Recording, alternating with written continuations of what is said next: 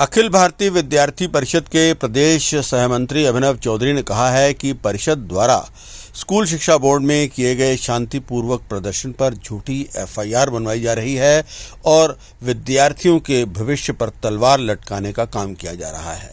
धर्मशाला में प्रेस को संबोधित करते हुए उन्होंने कहा कि हिमाचल प्रदेश स्कूल शिक्षा बोर्ड की लापरवाही, तानाशाही और छात्र विरोधी फैसलों के खिलाफ विद्यार्थी परिषद ने आवाज बुलंद की।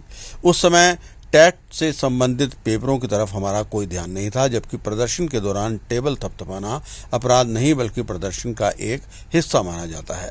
उन्होंने आरोप लगाया कि बोर्ड द्वारा री इवैल्यूएशन और रीचेकिंग की फीस दोगुनी करके ट्रेजरी भरने को विद्यार्थियों पर दोगुना प्रहार किया है। उन्होंने चेतावनी दी कि 24 घंटे में विद्यार्थी परिषद के कार्यकर्ताओं पर बनाई गई झूठी एफआईआर को वापस नहीं लिया गया तो शिक्षा बोर्ड के खिलाफ प्रदेश व्यापी आंदोलन किया जाएगा।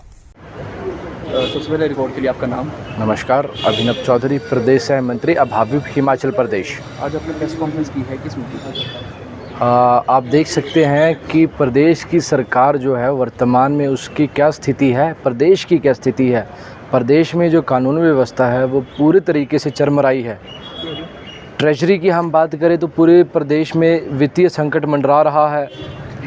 लेकिन ये प्रदेश सरकार जब से सत्ता में आई है, ये शिक्षा के साथ, छात्रों को भविष्य के साथ लगातार ये सरकार खिलवाड़ कर रही है।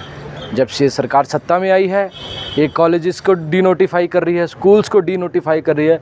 यानी कुल मिला के इस सरकार ने शिक्षा का बेड़ा गर्क पूरे प्रदेश में कर दिया है। आपके ऊपर भी एफआईआर? जी, मैं ये बताना चाहता हूँ, अभी शिक्षा बोर्ड के खिलाफ जो शिक्षा बोर्ड ने अभी जमा 2 का रिज़ल्ट जारी किया है, उसमें भारी विसंगतियाँ पाई गई हैं। बच्चों के भविष्य के साथ खिलवाड़ कर रहे हैं। इसी रिज़ल्ट के चलते एक छात्रा ने आत्महत्या की।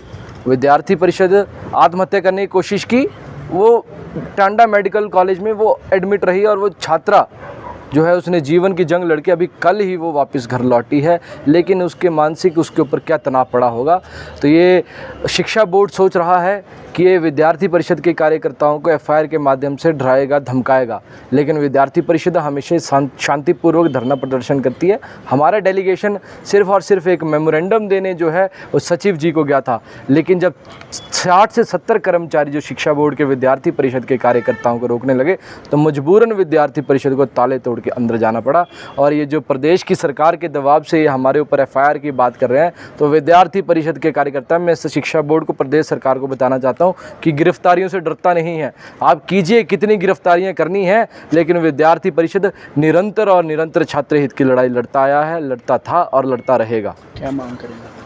हमारी जो मांगे हैं, एक तो जो शिक्षा बोर्ड ने जो गड़बड़ी रिजल्ट में की है, जो भी व्यक्ति इसमें संलिप्त हैं उन पर निष्पक्ष कार्रवाई हो।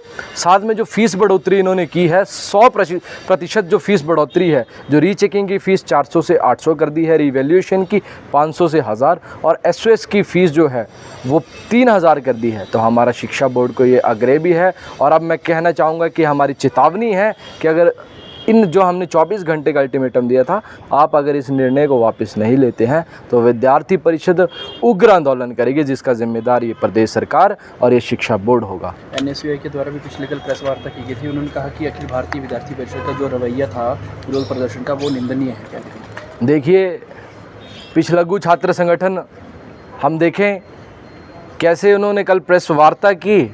प्रेस वार्ता में जो वो भाषा बोल रहे थे, वो छात्र संगठन की भाषा नहीं, छात्र हित की भाषा नहीं, वो सरकार की भाषा बोल रहे थे। जो सरकार ने उनको बोल के भेजा था वो बात कर रहे थे। वो अगर उनको इस छात्र हित की लड़ाई में हमारे साथ आना चाहिए था, हम उनका स्वागत करते। लेकिन एनएसयूआई का शुरू से ही, उस छात्र संगठन का शुरू से यही उद्देश्य रहा है कि कैसे करके विद्यार्थी परिषद को टारगेट किया जाए। छात्र हित की बात ना करते हुए वो छात्र संगठन हमेशा ही, जैसे बरसात का लाई थी तो वो बरसाती मेंढक निकले थे और केवल वो विरोध करते हैं और सरकार की, जो अपनी सरकार की वो भाषा बोलते हैं। एनएसयूआई का कहना है कि जिस समय रिजल्ट निकला था 12वीं का, तो उस समय क्यों नहीं प्रोटेस्ट किया गया? उसके बाद जब उसको रिजल्ट को सही कर दिया गया तो उसके बाद प्रोटेस्ट कर रहे हैं। देखिए, वो तो सरकार की भाषा बोलेंगे कि जिस समय रिज़ल्ट नहीं निकला उस समय बात नहीं की, फ़ीस बढ़ोतरी का मामला है, वो तो अपनी सरकार को डिफेंड करेंगे, उस समय नहीं किया। फ़ीस बढ़ोतरी का मामला है, रिवैल्यूएशन स्टूडेंट्स के, इतने रिवैल्यूएशन के जो स्टूडेंट्स फॉर्म भर रहे हैं, फ़ीस बढ़ोतरी हुई तो ये कहीं ना कहीं ये जो पैसा है ये सरकार की ट्रेजरी में डालने का ये जो शिक्षा बोर्ड है ये प्रयास कर रहा है और उसी को डिफेंड करने की कोशिश ये पिछलग्गू छात्र संगठन कर रहा है। वो कभी भी छात्र हित की बात नहीं करेंगे, छात्र हित की लड़ाई नहीं लड़ेंगे। उनका हमेशा से ही उनका ये लक्ष्य रहा है कि जो छात्र संगठन, विद्यार्थी परिषद जैसा छात्र संगठन जो छात्र हित की लड़ाई लड़ता है उनको हम अपनी सरकार के खिलाफ खड़े नहीं होने देंगे और हम अपनी सरकार का बचाव करेंगे। कितने कार्यकर्ताओं पर FIR? देखिए, ऐसे तो विद्यार्थी परिषद के जितने भी कार्यकर्ता थे उन पे ऐसा वो अपने शिक्षा बोर्ड के सचिव जो हैं उन्होंने FIR कर दी है, लेकिन विद्यार्थी परिषद ऐसी FIRों से, ऐसी केसों से डरती नहीं है। आप जितनी गिरफ्तारियां देनी हैं, आपने जितनी FIR करनी है आप कीजिए, लेकिन विद्यार्थी परिषद का ये आंदोलन और गति पकड़ेगा और जिसकी जिम्मेदार केवल ये शिक्षा बोर्ड और प्रदेश सरकार होगी।